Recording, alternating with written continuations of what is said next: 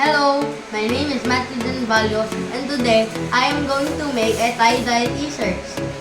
These are the materials: fabric dyes, plastic bottles with an applicator tip, rubber bands, plastic gloves, and all t-shirts. The instructions are: number 1, wet the t-shirt.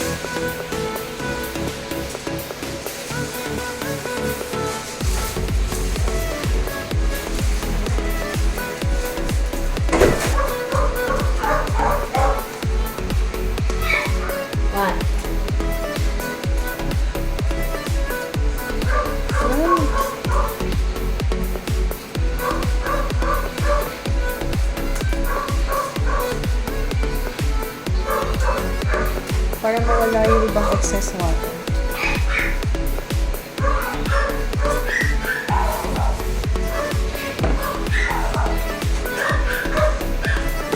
Action. Instructions number 2. Fold and rubber band the t-shirts. So you can make a design. You can also make a design using a fork.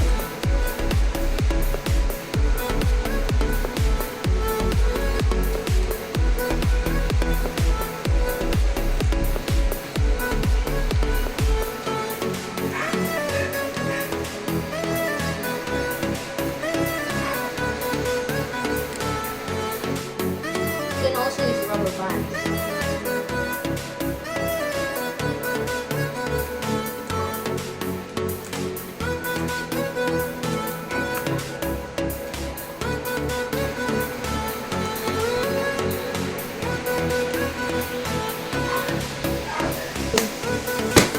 Instructions number 3. Prepare the dye.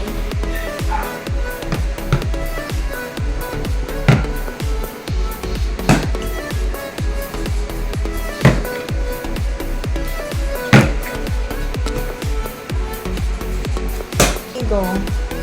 Number 4. Prepare the dyeing area. Put a couple of layers of newspapers or paper towels under a cooling rack for each person to use as a dyeing area. Have extra paper towels ready to replace used ones. Action. Step number 5. Dye the t-shirts. These two t-shirts are still wet but not dripping.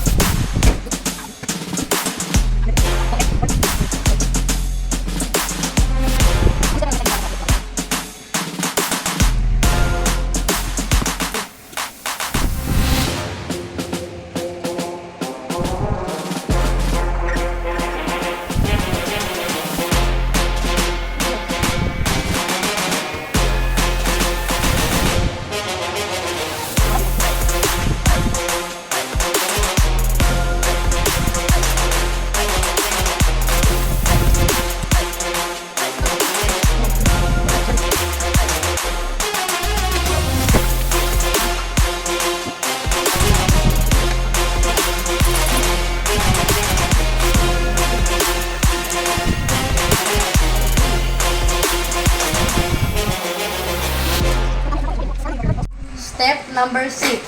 Wrap dyed shirt in plastic.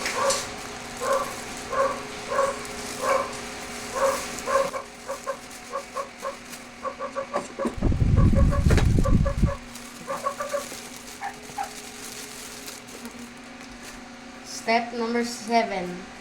Let wrapped shirts sit for at least 6 hours. 2,000 years later.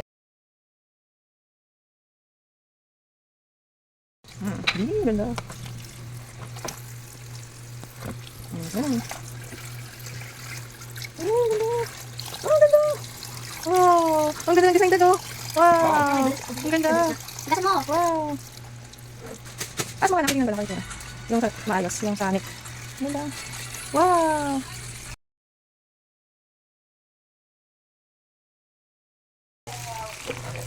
No, paan. Ang galing mo.